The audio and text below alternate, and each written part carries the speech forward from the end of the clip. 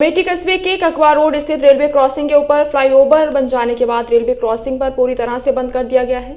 इसके कारण अमेठी कस्बे में दक्षिणी छोर पर निवास करने वाले लोगों का आगमन पूरी तरीके से अवरुद्ध हो गया है। वह भी विशेष रूप से किठावार रोड पर निवास करने वाले लोगों के लिए तो बड़ी मुश्किल की घड़ी शुरू हो गई, क्योंकि उधर से ना फ्लाईओवर बनाया गया है और न ही अन्य कोई वैकल्पिक व्यवस्था की गई है, जिसके चलते किठावार रोड पर रहने वाले लोगों को अमेठी आने के लिए सबसे पहले काकवा रोड पर जाना पड़ता है। उसके बाद वहां से फ्लाईओवर से वह अमेठी में प्रवेश कर सकते थे।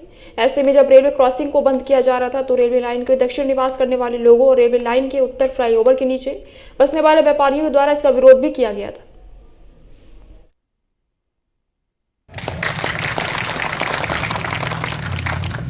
देखिए, अमेठी पे किसी भी तरीके की कोई समस्या आवे, जितनी मेरी जिम्मेदारी है उतनी आप सबकी जिम्मेदारी है।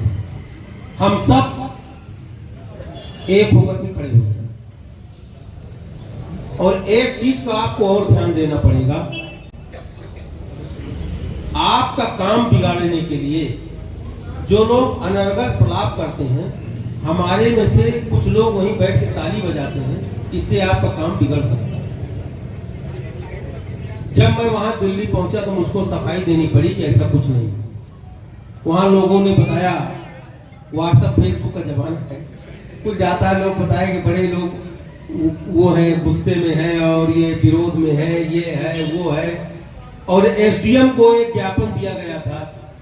आप सब पढ़े लिखे बुद्धिजीवी हैं। एसडीएम का ज्यूरिडिक्शन क्या इस रेलवे विभाग में आता है? आप बैठे हैं रेलवे विभाग से, एसडीएम की हिम्मत है कि एक चाबी कहीं इधर से उधर कर दे? उसका क्या मतलब? राजनीति का जमाना है, चुनाव नजदीक है। अभी जैसे गुरुजी ने हमसे कहा, चुनाव भी नजदीक। कोई भी व्यक्ति राजनीति खेल बिगाड़ने के लिए तरह तरह की बीच में कलाकारों की खेल। हमें आपको उनके झांसे में नहीं आना है। अब ये वही किस्सा हो गया, सर में दर्द हो रहा है, पेट फाड़ा जा रहा है, क्या मतलब? हमारे व्यापार मंडल के साथी सहयोगी जितने सब ने 3 दिन से एक कर दिया। बड़काऊ भैया ने हमको फोन किया था, मैं लगभग दिल्ली में था, कि राजेश भैया सब ठीक रहा, लेकिन तुम्हारा 11 बजे रतिया चलाओ। हम कहें भैया हम करबे दोनों से काम बन जाए। हमारे आए गए पे 300-400 की संख्या रही, पुलिस रही, आरपीएफ रहा। आप बताइए गुरुजी, अगर कहीं एक ढीला कोई मार देता और लाठी चार्ज हो जाता, 50 लोग घायल हो जाते, मुकदमा लिखा जाता, कौन जिम्मेदार होता? 3 जगह मुकदमा लिखा जाता है रेलवे का। और रेलवे का एक पेशी इलाहाबाद में होती, दूसरी मेरठ में होती, कौन जाता लड़ने?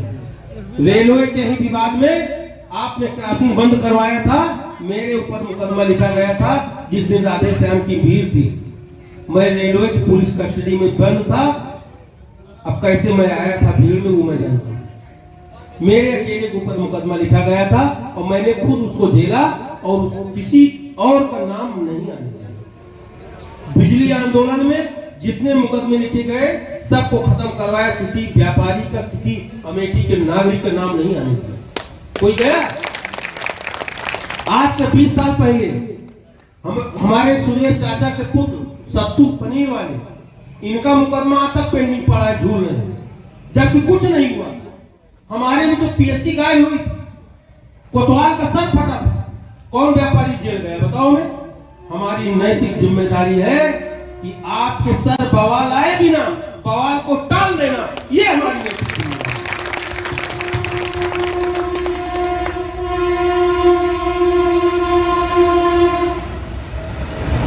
आप हमारे गुरु हैं, शांति बनाए रखिए, वो सब होगा जो आप चाहते हैं। ये बात काम होए बिना मैं नहीं कह सकता था, मेरी जवाबदेही हो जाती। मैंने अपने बेटे से कहा फ्लाइट का टिकट निकालो, 2:10 की फ्लाइट में पकड़ा, मैं सीधा दिल्ली गया।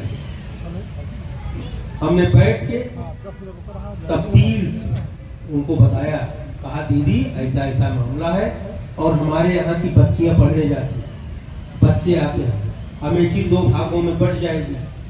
एक भाग को अमेठी के अंदर आने में 3 किलोमीटर घूमना पड़ेगा। इन चीजों से वो अवगत हुई। उन्होंने रेल मंत्री से समय लिया, समकक्ष है, दोनों ने बैठ के बात किया। ये जो कुछ भी हुआ उसमें मेरी ताकत नहीं है, ये ताकत सारी स्मृति ईरानी की है, हम सबके लोग की। मेरा काम था आपकी बात को वहां ले जाकर, मैंने कोई एहसान भी नहीं किया।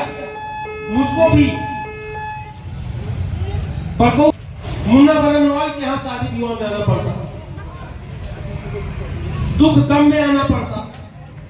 मेरी भी उतनी जिम्मेदारी है, उतना ही है जितना आपकी। मैं कहीं अलग नहीं हूं।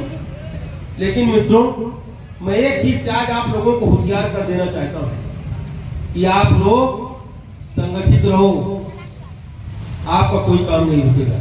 जो आपका भला करे उसकी जयकार करो, जो आपके भले के लिए काम करे उसकी जयकार करो। और हम भी आपके साथ क्या माजरा लोग पढ़ाते हैं, कोई लड्डू बात आए, एसडीएम को ज्ञापन दिया तो खुल गया, उनको दिया तो खुल गया। अगर इसी बात पे कहीं राजनीतिक प्रक्रिया हो जाए तो कौन जिम्मेदार होगा? गुरु जी आप बताइए, राजनीतिक प्रक्रिया हो जाए, हमें तो ये भी देखना है कि इस जो है बंद कर दी गई थी, जिससे लोगों को काफ़ी दिक्कत का सामना करना पड़ता। आपने जो है अमेठी सांसद से दूरभाष के क्रम में बात किया, उसके बाद वहां जाके स्वयं मिले, कैसे क्या कुछ रहा? देखिए, इसका सारा श्रेय ज़्यादा है हम सबकी लोकप्रिय सांसद, संवेदनशील सांसद दीदी स्मृति ईरानी को। मेरा रोल सिर्फ इतना है कि मैं एक डाकिया का काम किया हूँ। अमेठी की जनता को जो दर्द हुआ, जो यहाँ की हमारी माताएं बहनें 12 बजे रात में पुल पे आकर इकट्ठा हुई और पुलिस और आरपीएफ के भारी जमाव के बीच जिस तरीके से लोग सहमे हुए थे, मैंने इस सारी वस्तु स्थिति से दीदी को अवगत कराया। और निश्चित मानिए ये उनकी संवेदनशीलता ही है कि आधी रात को उन्होंने रेल मंत्री से वार्ता की। वार्ता के क्रम में दूसरे दिन विस्तार से वार्ता हुई और मुझे ये अवगत कराया गया कि राजेश जी, हम जनता के हित में काम करते हैं, जिससे जनता का हित हो वो काम नहीं होने पाएगा। और उसी के वार्ता के क्रम में ये निष्कर्ष निकला कि यहाँ के लोगों को 2 भाग में बंटने नहीं दिया जाएगा, आने जाने की व्यवस्था होने तक मार्ग प्रशस्त रहना चाहिए। इसी परिप्रेक्ष्य में मुझे यह कहने में बिल्कुल संकोच नहीं है कि अमेठी की जनता ने जो 5 साल पहले निर्णय लिया था वो सही लिया था। इसलिए एक देहाती कहावत है, पगलानंद गुरु के चेला, मांगे आंख दिखावे ढेला। आज हमारी सांसद इस प्रवृत्ति की नहीं है जो पहले हुआ करता था, दर्द कहीं मलहम कहीं, ऐसी नौबत नहीं आनी चाहिए। जैसा कि अभी आपने देखा, कुछ हमारे कांग्रेसी और कुछ आम आदमी समर्थित लोग एसडीएम को ज्ञापन दिया इसलिए खुला, ये खुला। आप बताओ, लगी है चोट पैर में और मलहम होगा सर का तो ठीक होगा? ये ठीक होना था रेल मंत्रालय से, और रेल मंत्रालय से बात कौन करेगा? सामर्थ्यवान करेगा। हमारी दीदी स्मृति ईरानी कैबिनेट की सहयोगी हैं और जिस तरीके से उन्होंने जिस संवेदनशीलता के साथ अमेठी के इस मुद्दे को रेल मंत्रालय और रेल मंत्रालय के अधिकारियों के सामने रखा, वो सब निरुत्तर हुए। उसी के परिणाम है जो आज आपके सामने दिखाई पड़ रहा है। जी एक सेकंड जी, लोगों के द्वारा ये भ्रांत फैलाई जा रही है कि इलेक्शन तक रहेगा, इसके बाद बंद हो जाएगा। कृपया इस पर भी समाधान करें। ये भ्रांत तो अभी भी फैलाई जा रही है। हाँ। अभी भी फैलाई जा रही है कि एसडीएम को जो ज्ञापन दिया गया उसी के परिप्रेक्ष्य में लिया गया। वही तो मैं कह रहा हूँ, पगलानंद गुरु के चेला, मांगे आंख दिखावे ढेला। दर्द कहीं, इलाज कहीं, बीमारी किसी चीज की और ऑपरेशन कहीं और हो रहा है। टूटा है पैर, पेट फाड़ा जा रहा है, ऐसा कुछ नहीं है। इसका जो समुचित समाधान कराने की जो क्षमता है ना, वो हमारी सांसद के पास ही है। और जो आपने देख लिया आज तक, आप हमारे रेलवे के अधिकारी भी बैठे हैं, रिटायर्ड अधिकारी, आप उनसे पूछिए, संभव है? नहीं, रेलवे अधिकारी हमसे कह रहा था, संभव है? हुआ? स्टेशन है पहला हुआ ना? क्यों हुआ कि आपकी सांसद जानती है कि हमारे अमेठी के लोगों को आधी रात दर्द होगा तो उनको तुरंत अस्पताल पहुंचना होगा,